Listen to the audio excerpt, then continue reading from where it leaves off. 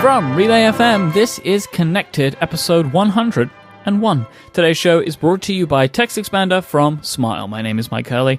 I'm joined by Mr. Stephen Hackett. Hello, Stephen Hackett. Hello, Michael Hurley.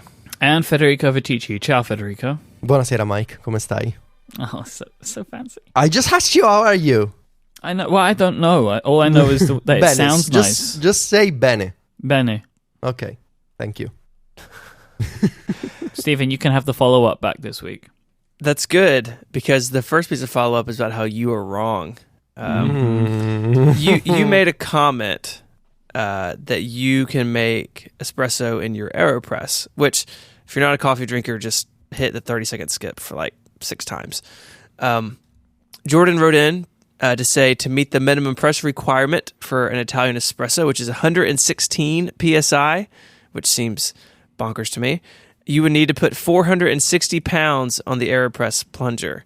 So I would say, in theory, you could do it, but you would break the AeroPress trying to make it happen. I will concede that Mike was not right about espresso. See, the thing is, you don't want to say you were wrong. You're just gonna say you were not right. That's a subtle difference. But yeah, I prefer was not right than wrong. I bet you do. Yeah, I prefer was not right. Because as well, that keeps it in the branding, you know? Mike and right. Just sometimes what's in the middle differs. Speaking of branding, just a quick aside from the follow-up. So anyway, you were not right about the coffee, but speaking of branding, I'm writing my review, and there was a section where I needed to have an example of an app. And Mike was kind enough to let me use the 123 branding. Yeah, we are co-branding a brand new creation. Co-branding, co-creation, because we're co-creators of an example, I think. Wow. Thank you, Mike. So the 123 family of applications is growing. We'll expand onto new horizons. New horizons. And the introduction of the new app in the 123 family will be appearing sometime in September. That's right. Probably before Note Taker is released, I'm afraid. Working hard, but... Before we move on, just to put the amount of weight on the AeroPress plunger into context that normal people could relate to, it's 12 iMac G3s. Just... I don't think the AeroPress would hold up to that. More people can relate to just the flat-out 460 pounds of pressure than 12 iMac G3s. Also, that's not even your entire collection. No, I have more than that. I wouldn't use Blue Dalmatian for that. You don't want that anywhere near your coffee. Up next, we talked about rich link previews in the iOS 10 Messages application. Basically, if I sent Mike a text with a tweet on it, like the tweet would kind of be loaded in a little preview, or if you sent a Mac Stories link, the Mac Stories logo would be there. And we talked about, what sort of data load that would require. Why is Messages still like reloading if you peek and pop, then actually open it in Safari? And we had some anonymous feedback that I thought was interesting, that the preview, that little preview window, is using Open Graph tags, which are basically meta tags on the page that specify the URL, image, title, description, etc. You see these used in other places, so if you put in, again, we'll use Mac Stories as an example, if you paste in a Mac Stories link to Facebook or Slack, the Mac Stories artwork loads for you automatically. That's an Open Graph tag pointing to a PNG on Federico's server somewhere saying, hey, this is what the logo is, this is the title, etc. And it seems that iMessage is using this to build these little previews. And where the feedback gets a little stranger, and I'm not quite sure how this works, Federico, I'm curious if you do, is that this still requires iMessage to download the page, then parse for the tags, and then show you the preview. So if you text somebody a link and they see the preview and they peek and pop to get a preview and they push through to open it in Safari, you've loaded the page potentially 3 times. Doesn't seem super efficient to me. Federico, have you been able to kind of like see what's going on here in your time with the betas? So I've been actually researching this since last year because Apple launched with iOS 9 with universal links and Spotlight search. They I had a session and documentation for developers on how to add web markup to links and to search results. And basically, Apple is adopting a few technologies here. It's not just Open Graph. Open Graph is used for like featured images, titles, descriptions, but also they're supporting schema.org, which is used for like structured semantic results, such as like restaurant reservations and hotel rooms, that kind of stuff. They're also supporting Facebook and Twitter cards, which are kind of based on a subset of Open Graph tags. My understanding is Apple was using Open Graph and schema.org for Spotlight, and last year for rich link previews in Notes. And this year, they're also adopting Open Graph in iMessage. There's an inconsistency between the implementation in iMessage and Notes in the current beta of iOS 10. Basically, in iMessage, you get richer results. For example, when you paste a link to a tweet in iMessage in the beta 3, not only do you get the text of the tweet, but you also get like a large image preview of any image attachments to the tweet. You do not get the image attachment in Notes. My theory is that you're not required as an app to go fetch the entire HTML of the web page, but you can just query the link for tags. So it's not like you're downloading a 5 megabyte HTML page. You're just querying for those tags and assembling the information from those tags. So you can just fetch the title, fetch the featured image, and fetch, say, the description, for example, which is still a data, you're still consuming data. So that's why maybe you're required to accept the preview. I currently don't understand, and this is why I have a note in my draft. I don't understand if you need to confirm that you want to load previews the first time, and then after the first time it's on by default. I don't understand if there's any way to disable them after the first time, and I don't understand if actually it's a bug and you need to confirm every time. So it's still the behavior is changing. It was different in beta 1, different in beta 2, different in beta 3. So it's still changing. It seems like there's no setting to say I always want to load those previews, or let the recipient decide. I feel like there's going to be some clarification before the GM.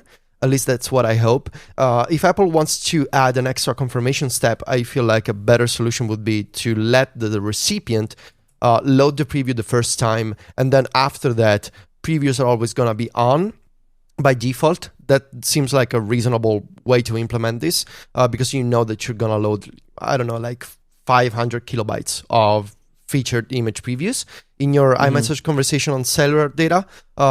That could be, but I don't think you're required to download an entire web page every time. That would be kind of silly. So if anyone has any more details, or I couldn't find any documentation from Apple on this. So if you have links, send us an email. Steven will include it in the follow-up. My feeling is like, if you have to press a button to load a preview every time, it kind of negates the point of having the preview in the first place. Yeah, but you can see how Apple wants you to confirm that you want to consume a little more data to load previews. I know it's not even a lot of data, but I mean, when you're downloading, like, let's say that I have a featured image and it's a 1 megabyte JPEG for a story on the website, I can imagine why Apple wants you to confirm that, because maybe people are going to share a lot of links, and they're going to, end up with 10 megabytes extra every day in iMessage that add up over, a month of usage. I'm not sure how Messenger, for example, or WhatsApp handle this. Maybe they do some like server-side optimization to reduce the size of the images that they load in rich link previews. Maybe, could be. I don't know. Yeah, a little bit of a mystery. I too tried looking in the documentation on the developer website, and there's just nothing there yet, which is not super uncommon. I think sometimes people hear us say that, and they're surprised that not every single thing is documented. And the reality is Apple's documentation really focuses on where developers interact with the system, and not necessarily what the system is doing internally. It's much more about APIs and endpoints and that sort of thing, as opposed to this is what our first-party app is doing behind the scenes. That sort of stuff they really just don't share very often. The last bit of follow-up is from our friend and yours, Rob Lewis, that the new tvOS beta allows you to connect a PlayStation controller. Mike, I'm going to let you talk about this. This is so strange. This goes to, I put a link in the show notes to a Reddit thread that kind of explains what's going on here. If you put a PlayStation controller into pairing mode, so Bluetooth pairing mode, as you would to connect it to another like PlayStation or to another device like a Mac or something, because you can do that with PlayStation controllers. If you go to settings and go to the pairing mode on tvOS, it shows up as wireless controller. It doesn't seem like, as of right now, it is completely implemented. For example, there is no button that maps to the menu button in tvOS to allow you to navigate back through menus and stuff, but it's working. And I feel like it can't be an accident because it hasn't worked before. I don't know. Like, you look, I don't really understand the way this stuff is implemented enough, I would say, but like, it seems strange that it would just like magically start to work now. I hope that this is something that Apple is looking to do. My feeling is, if Apple are not willing to make their own first-party controller, they should support everything in the sense of have their own program that you can go through, like the MFI program, but also to allow support for other Bluetooth controllers like the Xbox controller and the PlayStation controllers. Like, if Apple doesn't want to make something great that's first party, let me use my other great games controllers to play games on the Apple TV, as long as they have enough buttons for it, right? Like, you set like a minimum threshold, or maybe they just bake in support for PlayStation 4 or Xbox controllers and go with it. I mean, at this point, Apple is clearly not taking games seriously on tvOS. I mean, we knew this was going to happen. Apple is not, by any standard, a gaming company. They just believe in the App Store, and they're saying, everything's fine on the App Store. You can have free games, in-app purchases, and, it's fine. They're not treating the tvOS App Store as something more like the Nintendo eShop or the PSN or Xbox Live.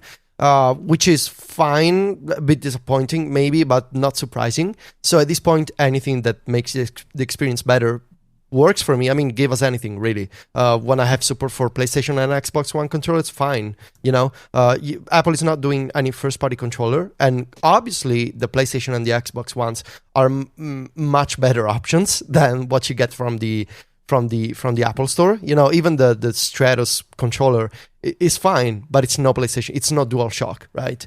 So if you want to have basic support for those controllers, I mean, all right, give us support for those because they're better. All right, this week's episode is brought to you by TextExpander from Smile. Simply indispensable. I want you to imagine a world in which you no longer need to type the same text, the same phone number, the same address, the same marketing copy, the same driving directions, anything that you type regularly. Imagine not having to sit and write it all out every time. Imagine just hitting a couple of keystrokes, and all of a sudden, everything is beautifully filled out for you. This is the magic of a life with TextExpander. You can store anything you want in a snippet. You can put text in there. You can put images in there. You can have fill-in-the-blank snippets. So you can have, say, a couple of paragraphs with a few elements that you want to choose. Either with, you can type in blank into blank fields. You can select from drop-downs. You can set all of this stuff up in TextExpander, and you'll be saving yourself tons of time every single day. One of my favorite things in TextExpander is in the preferences, you can find out just how much time you have saved in your life. So I'm going to bring that up right now. They have a great statistics view. I have expanded on my Mac 11,119 snippets, which has saved me 17.2 hours of my life with not having to type stuff. I am happy about that statistic. Think of how many movies I could watch in those 17 hours. That's what TextExpander has allowed me to do. And now there is a sharing ability in TextExpander. You can share groups of snippets with others. You can expand your common knowledge within your team or group and keep everyone on the same page. Keep everything current. If something's changed in a piece of marketing copy that's being sent out, everyone's going to get it because it will be synced with everyone. TextExpander now includes apps for Mac, iPhone, iPad, and Windows. which is currently in beta, you'll have all of your snippets on all of your devices all the time. Subscriptions start at $40 per year and include all the apps and the TextExpander sharing service as well, with discounts for registered TextExpander users. Team subscriptions are now also available and include organization focus, snippet, and team management, detailed access control, consolidated billing, and more. Boost your productivity and learn more at smilesoftware.com/connected. Thank you so much to TextExpander from Smile for their support of this show and Relay FM. So, Stephen, you have mentioned on a previous episode that you had joined the multi-pad lifestyle and picked up a 9.7-inch iPad Pro to go along in conjunction with your 12.9-inch iPad Pro. I predicted that you would keep them both, but I think you're about to say that #Mike was not right about this as well today. It is another instance of Mike was not right. I told you that I was not going to stay in the multi-pad lifestyle, that it was a mere season of experimentation. So I stuck with the 9.7, and I think you have a bunch of questions for me that in the document all seem very charged and angry even. But in short, before we get to those questions, I only really spent time with the 9.7 because I was setting one up for a consulting client, and then they ended up leaving town, and so I was stuck with their iPad for a little while, and it's nice, and using it and the 12.9 side by side, you really can see the differences. And just last night, I was at the Apple Store and sat down at the 12.9 inch again just to make sure I hadn't made a mistake. And there's a lot to like about the 12.9. I like both. I think I just like the 9.7 a little bit more. So what is your current situation then? Your own personal iPad ownership situation? It is a 9.7 Pro. Okay, so you have bought one. I sold the 12.9 and bought my own 9.7 Pro. Okay. So I'm very confused about all of this because the 12.9-inch iPad changed your opinions about working with the iPad. You have had 9.7-inch iPads forever. Yeah. The 12.9 showed you that there was work that you could do, writing that you could do on the iPad.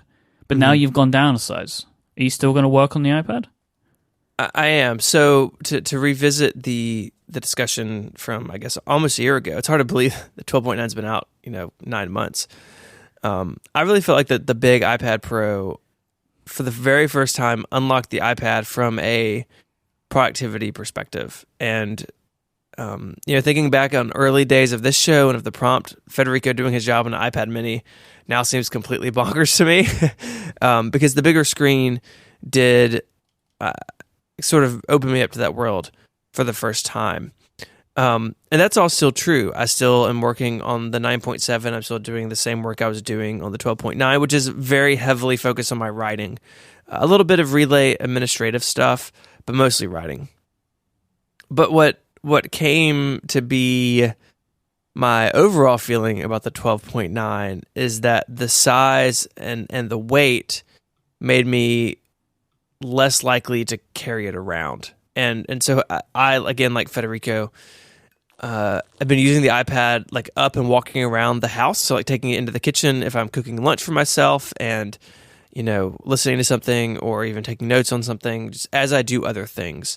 And the 12.9, I felt, again, this is all personal, subjective stuff, really wasn't as portable as I wanted. But what I still credit to the 12.9 and what I still believe today is that the iPad Pro is a great machine for getting certain types of work done. And for me, that's different from you, Mike, and that's different from what Federico wants. But for me, it sort of took over the set of tasks. The 9.7 is still plenty good for. In some ways, this is, I think, a very worthwhile experiment that if I had never used the 12.9, I don't think I ever would have had the realization that I could do work on a tablet comfortably. And a lot of that's the 12.9-inch screen, but I really think that so much of that is just the split screen and slide over stuff. I spoke about this on Mac Power Users when I was on their show a couple weeks ago about doing, research for a history article and having YouTube up and then having notes up and then swapping YouTube out for OneWriter and being able to work and have my notes always visible. All that's still possible on the 9.7.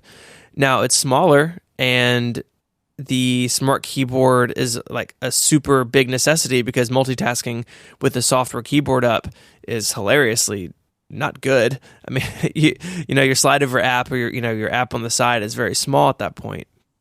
But I'm still working on it, and I'm using the Smart Keyboard, and I'm still writing on it. But the benefit is that I am much more likely to pick it up and take it with me. And I carry a 15-inch MacBook Pro, as some listeners may know, and the 12.9-inch iPad obviously nowhere close to the size or the weight of the 15-inch, but the 9.7 is just so drastically smaller than my MacBook Pro. Then I am encouraging. It is encouraging to just take the iPad with me and leave the Mac behind. And so, hopefully, I answered your question. I'm still doing the work. I still believe in that work. I still think that the 12.9 taught me that. But I think those lessons, at least for what I'm doing, are still applicable on the smaller size.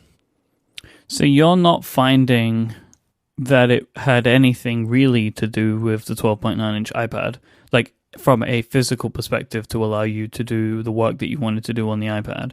It was maybe some of the advancements that came with multitasking, and then a device that could convince you to do it that has now allowed you to carry this thinking on into the smaller iPad as well. I think you just said what I tried saying. Okay. In a much more concise way.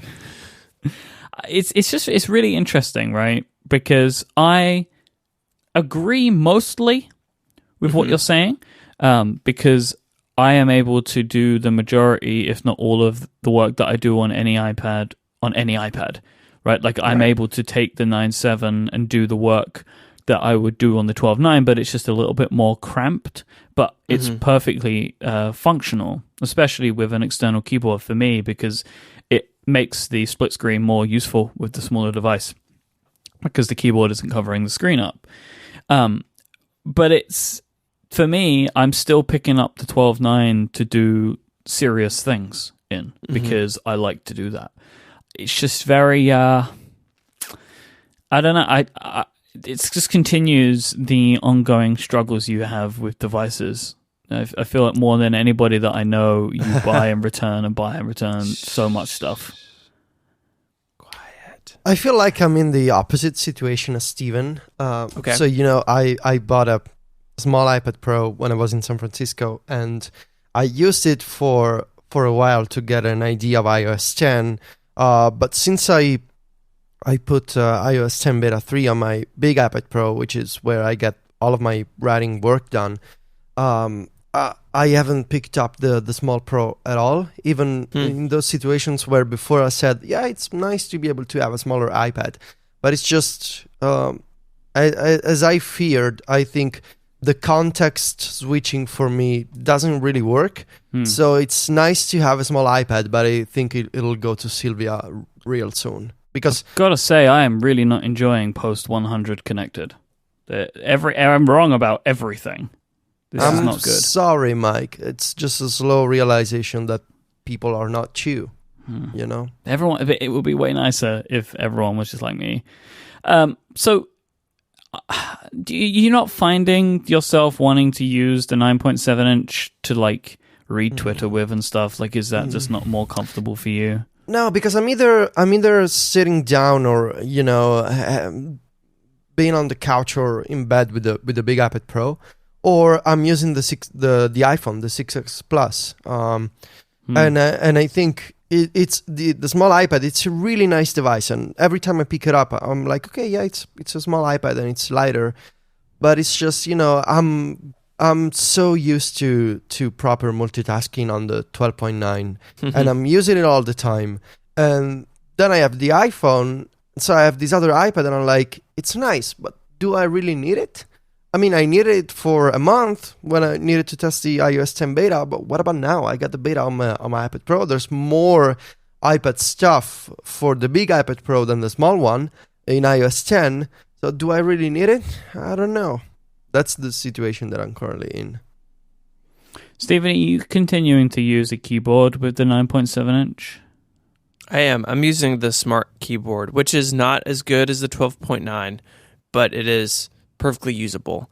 I have found, like the other day, like the iSight article I published last week, I wrote on the iPad, and I used the aluminum Magic Keyboard for that. So longer form stuff, I will grab the Magic Keyboard just because it's a little bit more comfortable. But the Smart Keyboard is perfectly usable. It has all the benefits of the big Smart Keyboard. Mike, you've talked a lot about this, that you just always have a keyboard with your iPad. You don't have to like go get it or forget that it's charged, or like you left it in your other bag. It's just because it's always literally attached to it, you always have it. And that's still really great on the little one. It's what I have on there. I don't have a regular smart cover for it. The keyboard is always attached. I do like the software keyboard better on the 12.9 inch. I'm not sure I'm in the majority of that. I think a lot of people don't like it, but I really do like it on the bigger one. And so it's a little bit of an adjustment there. But yeah, using a keyboard and doing the writing thing and going from there. So on Upgrade this week, we spoke about the Razer mechanical keyboard because Jason got one. And effectively, no bueno. Yeah. Is the answer. Yeah, I listened to that yesterday. And Mike, I texted you, I was using my iPad Pro in the car to listen to podcasts for a series of coincidences. But yeah, it seems like that thing's not really all that great. And yeah, it's fine. Bluetooth is really good on iOS these days. And I mean, I have a Magic Keyboard that is dedicated to the iPad, and so it's just in my drawer in my desk, and so that way I'm not having like pair it between the computer and the iPad and dealing with that. But it's nice to have options. It just seems that where the Razer fails is that when you put the iPad Pro in the case and have the keyboard with it, it's heavier than a MacBook Pro. And I know what they're trying to do. I appreciate what they're trying to do, but I think that is not good. Like that's not a good end result. Is not a device which is as heavier than a laptop. I think you're kind of defeating the object. Oh yeah, I would still love to see more happen in the keyboard space for the iPad. I'm happy that you've finally settled on a iPad for you, even though I think that you're both making the wrong decision. But looks like the law of averages is going against me on this one. Yeah, and I think that overall the 9.7 inch iPad Pro is probably like the default iPad for a lot of people. That the big one is really useful for people like you guys who are doing a substantial amount of your work on it. But for people like me who are only doing some of their work on it, or maybe even just using it for like media stuff, that size, like there's a reason Apple started with that size, and I think that if Apple had released the 9.7 and the 12.9 inch iPad Pro at the same time, I'm not sure I would have ever tried the 12.9. I don't know. I mean, it's hard to say in hindsight, but the 12.9 iPad Pro came out first, I think put a bunch of people in a situation where they were willing to experiment with it. I know Marco Arment went through this as well. He used the 12.9, didn't like it, but really likes the 9.7. And so I think there's that weird cycle of the iPad that we've talked about played in favor of the 12.9 for a lot of people. But it'll be interesting to see moving forward how that pans out. I definitely see 12.9 inch iPads. I saw one just the other day at a coffee shop. Someone was using one, but I don't know overall if it's ever going to become like the most popular version. I think that 9.7 is a really good size. It's a really good iPad. And I think that, people, it's good to have options, but I think people will kind of stay in that size range more. Last week we were talking about Apple and data in iOS 10, and there was another part of this puzzle that we didn't get to, which is photo data and how Apple is dealing with photos in iOS 10. So, to put this in a little bit of context here, the idea of looking at faces, understanding what face looks like, looking at a horse, looking at a mountain, knowing what horses and mountains look like. This stuff has to come from somewhere. Like Apple has to train a system that can get better and can detect this stuff. Now, with where we are right now, if we look at Google, for example, Google has incredible amounts of data about photos because they own and run Google Image Search.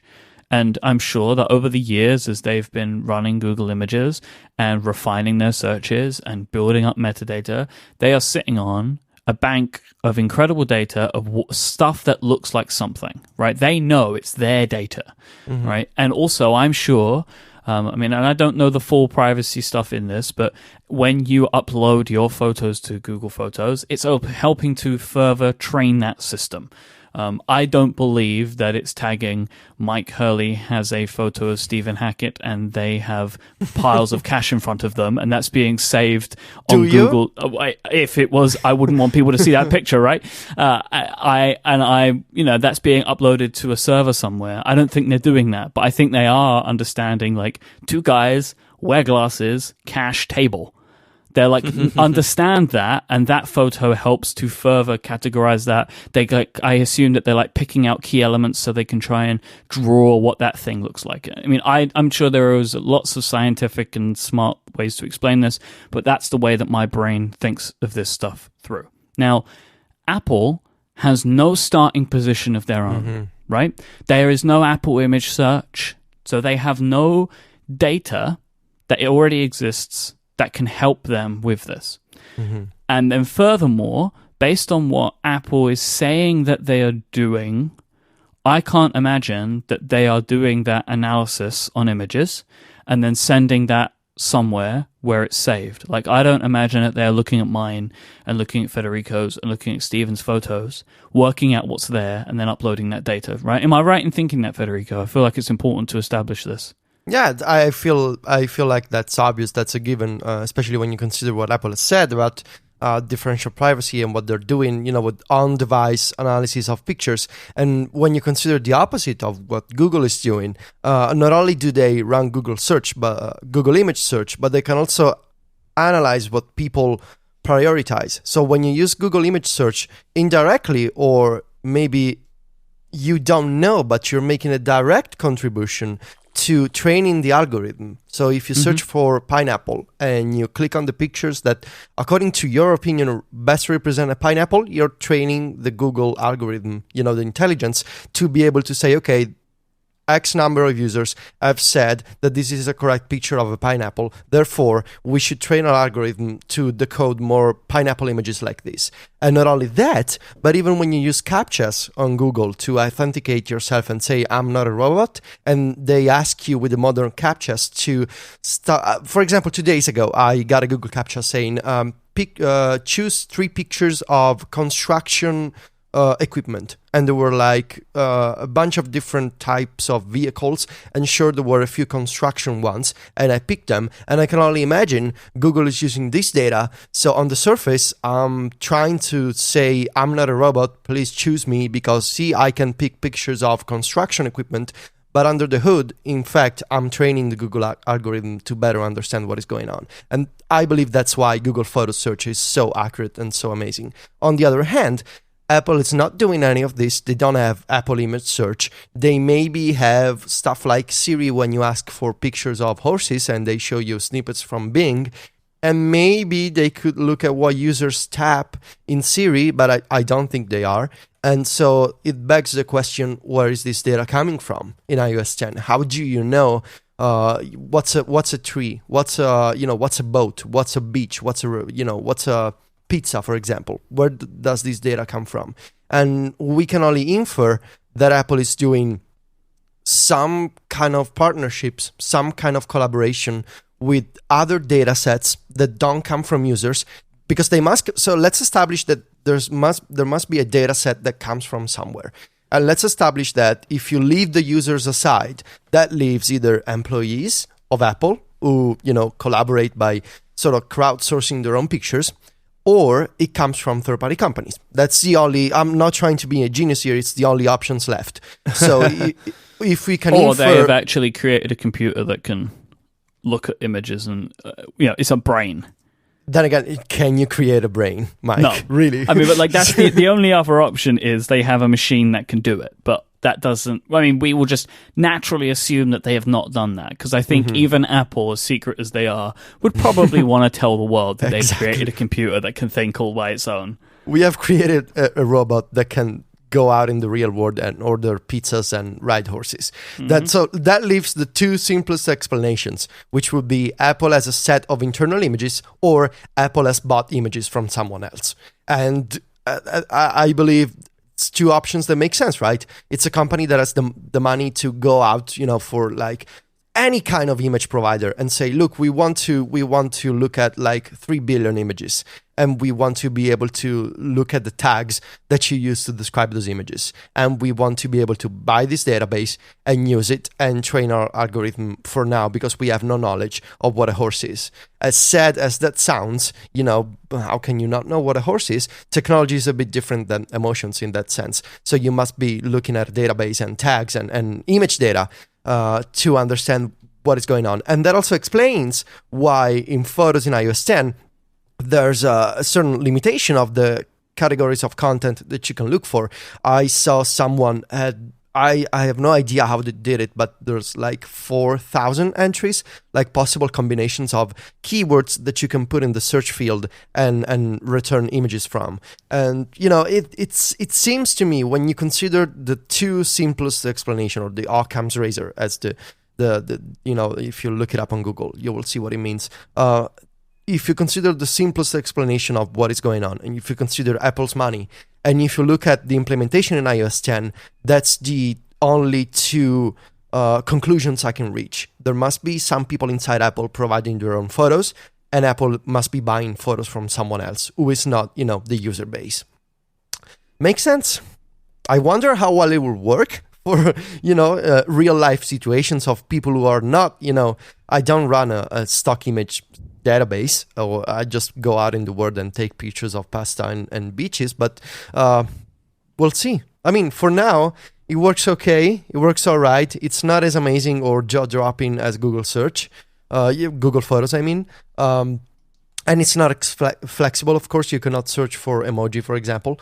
And I wonder how well, the privacy-conscious approach of Apple with Sync and, not wanting to store user data in the cloud will work over time. For example, let's say that now I have my iPhone 6s, it's doing a bunch of data analysis with the computer vision, whatever it's the name, and they're looking at faces, they're looking at my stories inside of my photos, so they know that there's a few restaurants, a few pictures of the sea. But what happens when I sell my iPhone and I get a new one? Do they sync with iCloud? Right now, Apple is saying the current beta of iOS 10 doesn't sync your face data across devices. So maybe that sounds like face sync will come eventually.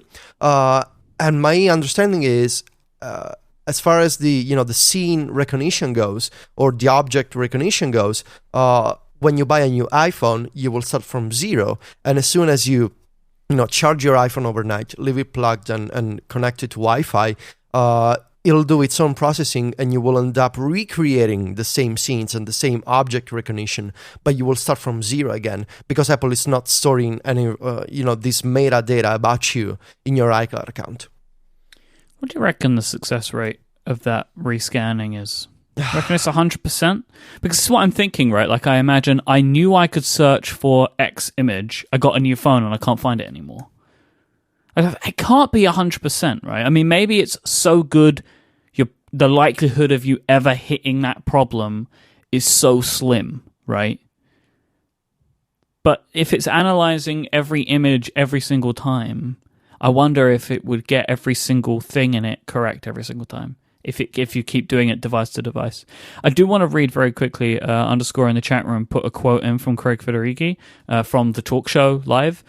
So this was about kind of where the data comes from. And he said, the other thing is there's this idea that, well, if you don't have the data, how would you ever learn? Well, turns out if you want to get pictures of mountains, you don't need to get it out of people's personal photo libraries. Like, we found out that we could find some pictures of some mountains. Yeah, I'm sure you did.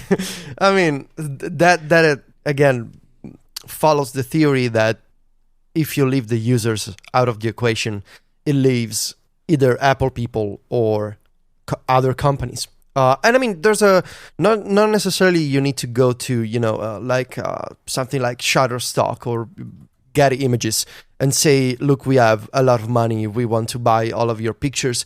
You can go to any kind of, public library sort of database and look at public photos, public domain stuff. I'm sure Apple has internal databases of pictures they've used over the years for stuff like iPhoto demos or iPhoto marketing materials, those kind of pictures. In fact, funny story, I once got an email from someone who knew a family who had this sort of contract with Apple to provide pictures of their kids and their dog for the iPhoto team. And I was very sad when this person emailed me a few weeks ago to tell me that the dog passed away. But it's definitely like a real thing to provide photos to Apple of your own vacations. It's basically like don't want to say an actor, but you're shooting pictures and taking videos for Apple to provide them with this data to use on the website, in keynotes, stuff like that. So Apple has its own set of images, either from these sort of marketing purposes or from employees, and then they can go out to other companies, public domain, organizations, and look at that data. And sure, you don't need to look at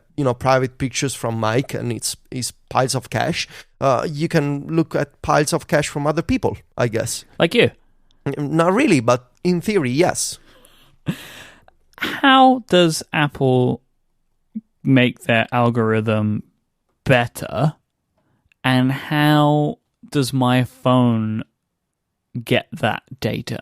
Exactly. So this is a discussion we were having, me and you, and I think Gray at WWDC. So we were talking, what if a new object is created in the world, a human-made object, and Apple doesn't have this information?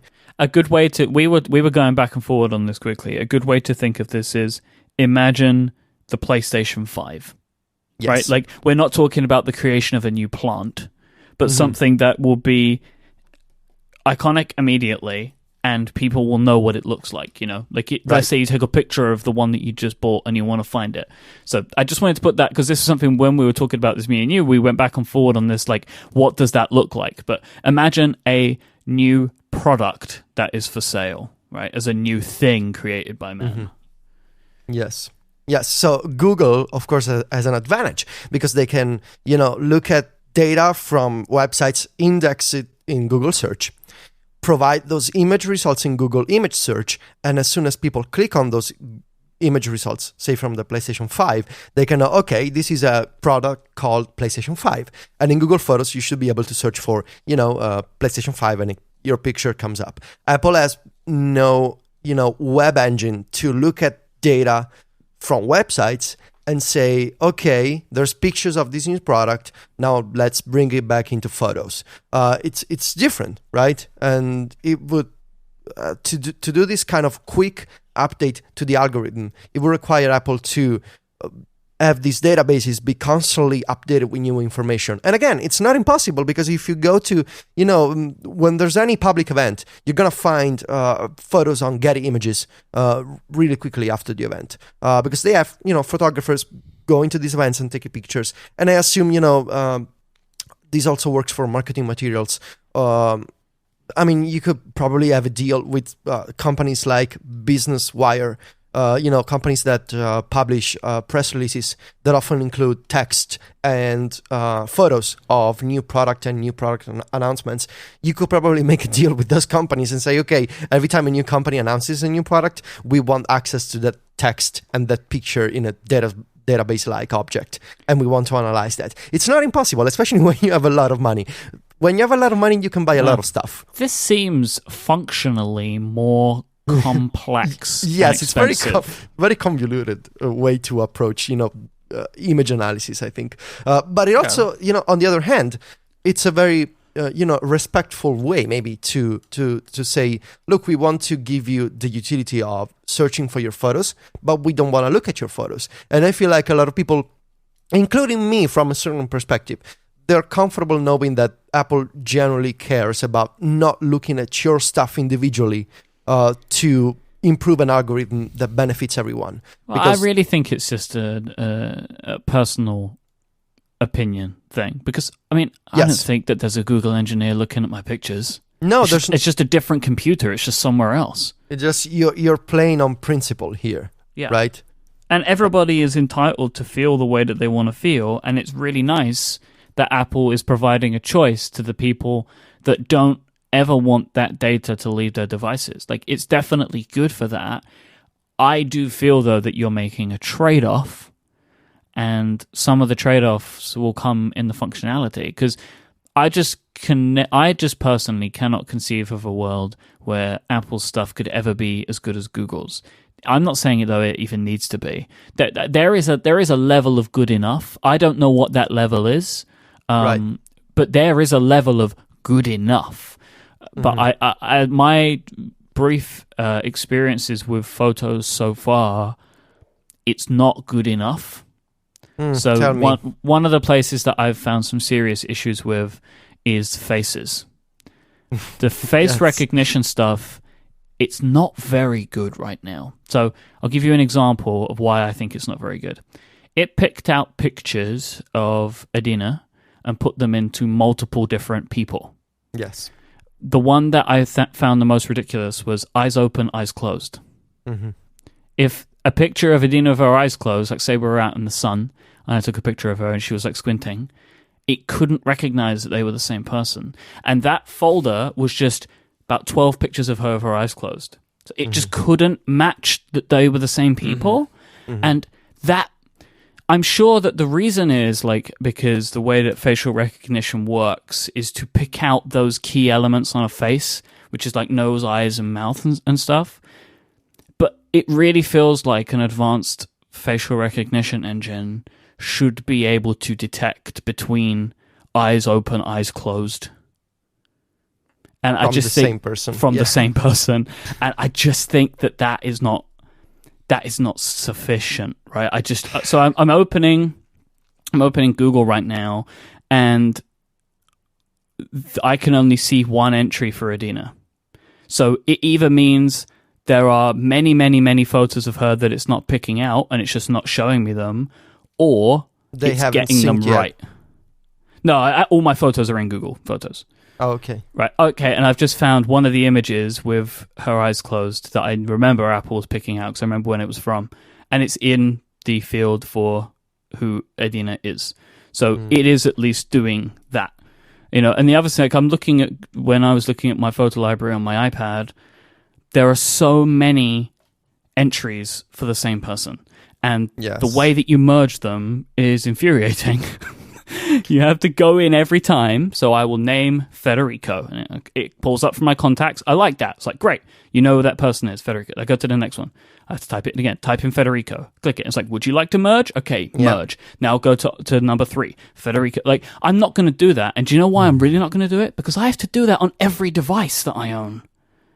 Yeah. Because they don't sync yet. That is problem. Like unacceptable. Wi-Fi sync. Just do Wi-Fi sync or something. Like, I know that I'm an edge case because I have like 3 or 4 iOS devices, but then I've also got my Mac, right? So let's say many people will have 3 or 2. You don't want to go and do that on every single device. And then is it useful then? Like, because I'm now not going to ever use the faces in iCloud because it's not going to be complete. The information isn't going to be complete. I'm not happy with it. And also, like, the places view, all it has for me so far, and I've had it chewing on my photo database for, on my iPad Air 2 since the first beta, and I put it on my iPad Pro, the 12.9, a couple of days ago when the third beta came out. So it's had enough time to look at my memories, as it were, but all it has... Oh, I just opened my iPad, and because I hadn't done it on this iPad, it now won't show me.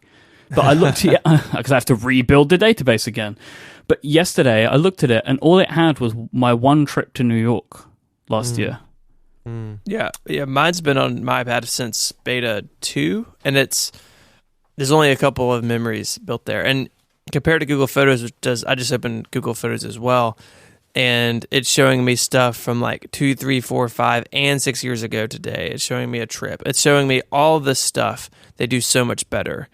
And it's really night and day. And I see what you say, Mike, about there may be a good enough, because I think that Google Photos is sort of a nerdy product still. Like, I don't know how mainstream it is. I know it's sort of baked into Android, so maybe a lot of people are using it, but it doesn't seem like it is as well known, at least to our community, as Photos is, of course. And it's kind of a shame, because Google Photos does a really good job. I back up to Google Photos, A, for a backup, but B, really for this memory stuff, because it's so good. Yeah, I do it for the search stuff only. Like, I have a bunch of duplicates in there because I set it up kind of wonky. Like, if I look at it on my phone, it's pulling from a database, but also trying to use my phone, but I don't sync that.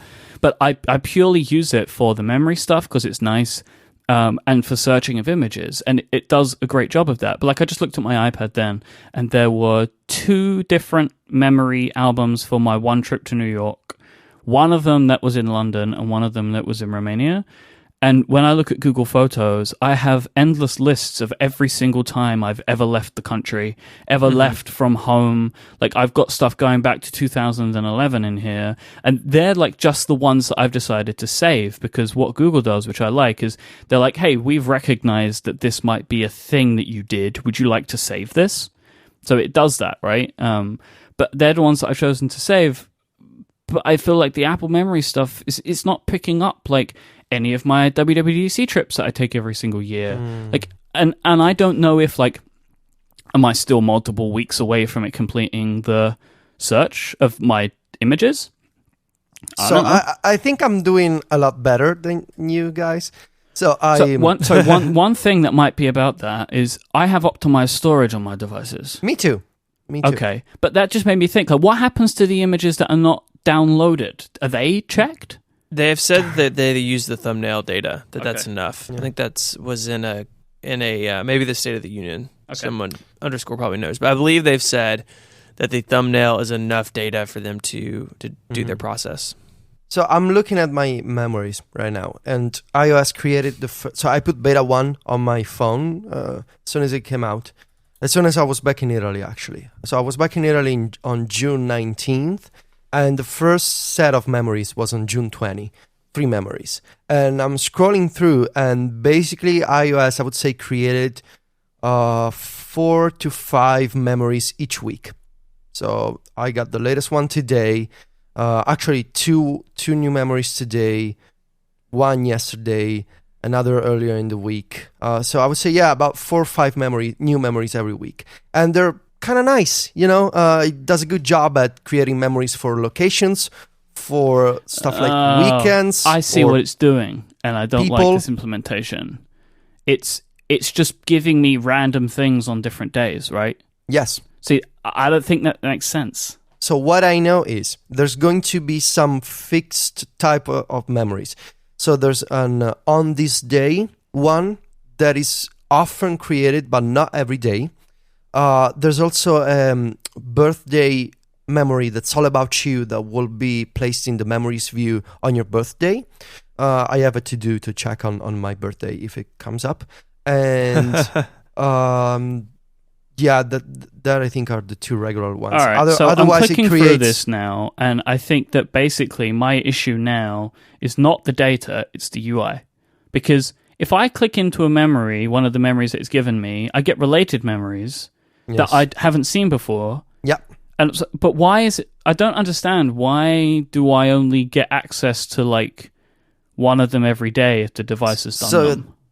Maybe the memories that you see in the main screen are like highlights from your memories. But it's like picking out completely random things. Like, it's not showing me like this time last year.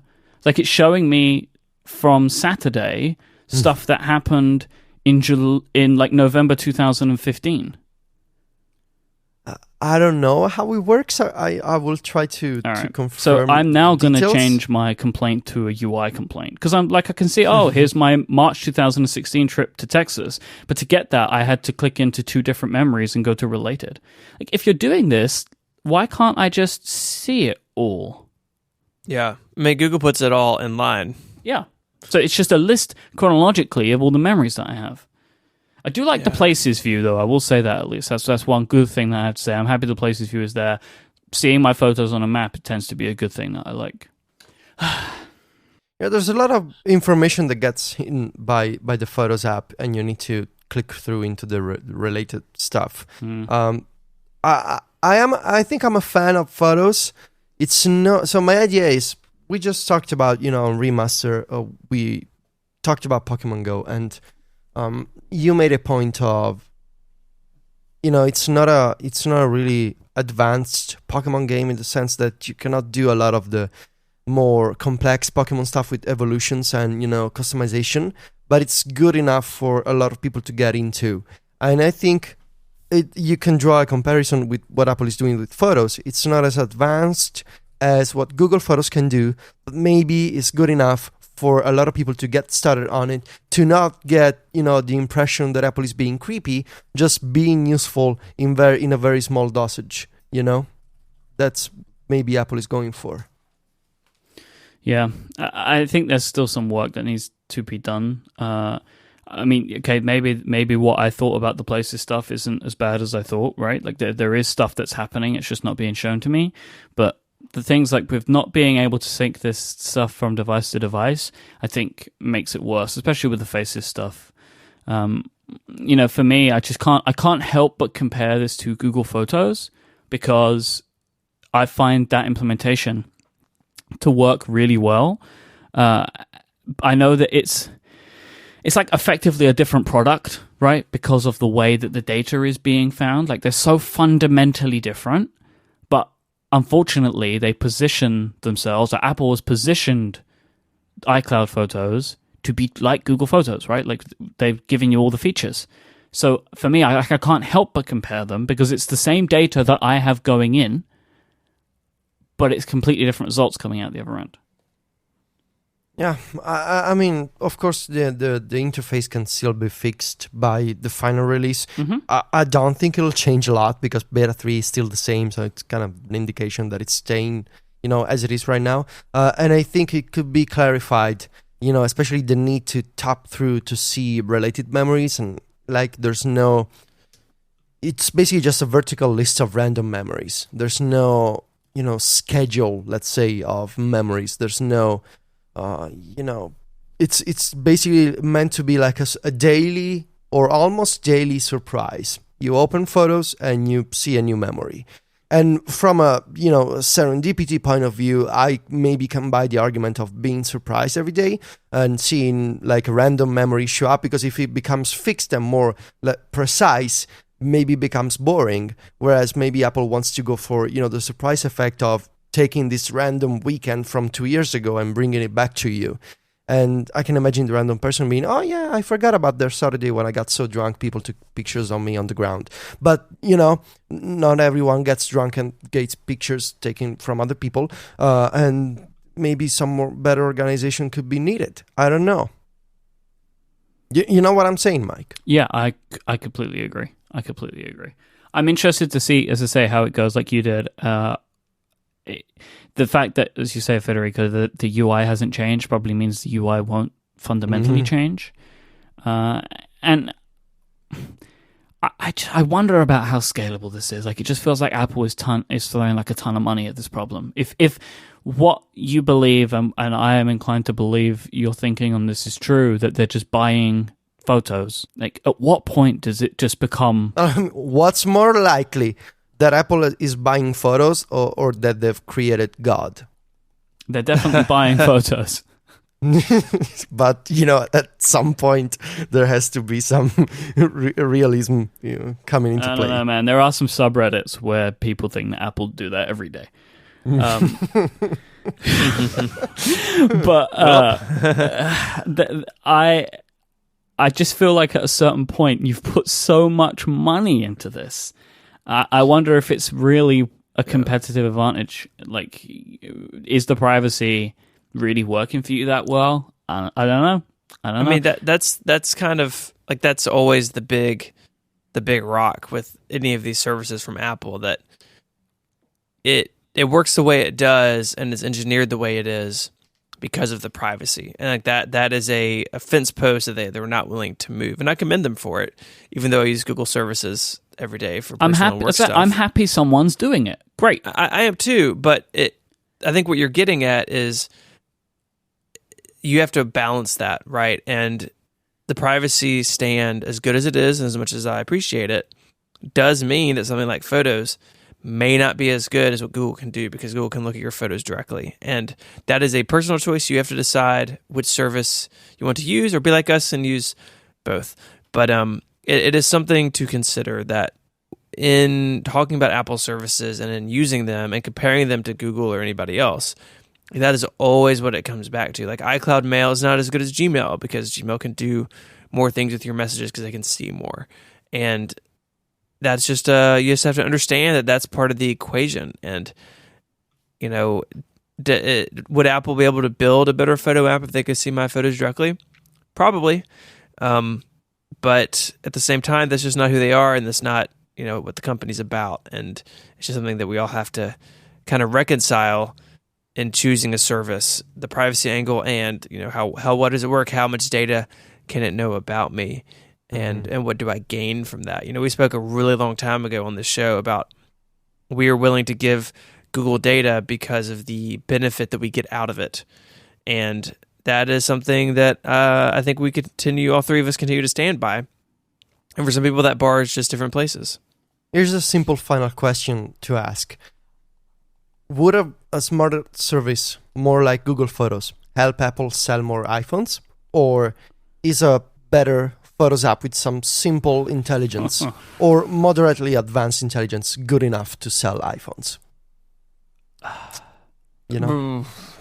I don't know the answer to that question, because Me neither. I feel like it could be both, and that's not an answer. Mm-hmm. I like those types of answers.